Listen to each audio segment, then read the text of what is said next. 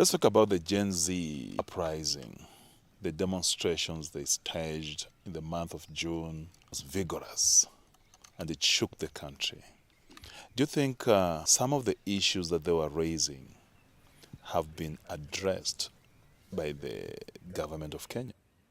I don't think they have been addressed at all, but I think there has been some statements to the effect that they are going to be addressed. Now, if you just talk about broadly about some of the issues they were raising, the cost of living was an issue. I don't think it's been sufficiently addressed. Although the finance bill, which was going to compound the situation, make life harder through more and more taxation, in itself, the withdrawal of that bill did not answer to the questions that was around the cost of living. You remember even last year when Azimio and ODM were raising these issues about cost of living. The Kenya Kwanza administration said, no, this is not something to be addressed by the team from the two coalitions, that it is the government that is going to rise or fall, whichever way they were going to address that issue of the cost of living. If you're in the shoes of President William Ruto today, you are the president of Kenya, how best would you handle this Gen Z issue? The issue is the issue of exclusion.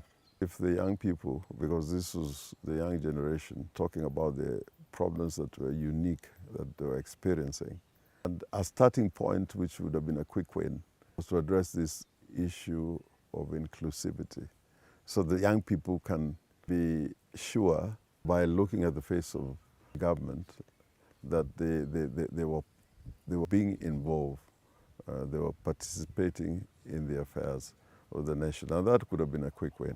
And in order to put the country on the right path and create an enabling environment to address some of the Gen Z's issues, the issues of abductions, which seem to be continuing, the arrests, and also the question of prosecutions.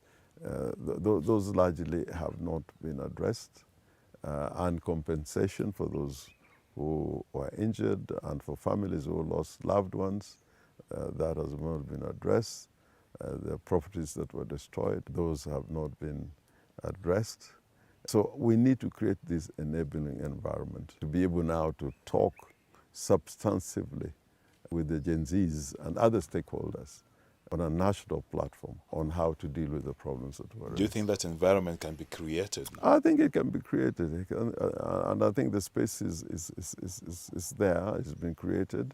It is upon the government now to seize it. And I urge them that they should not take this formation of so-called broad-based government as the solution by itself, because it's for them to seize this moment.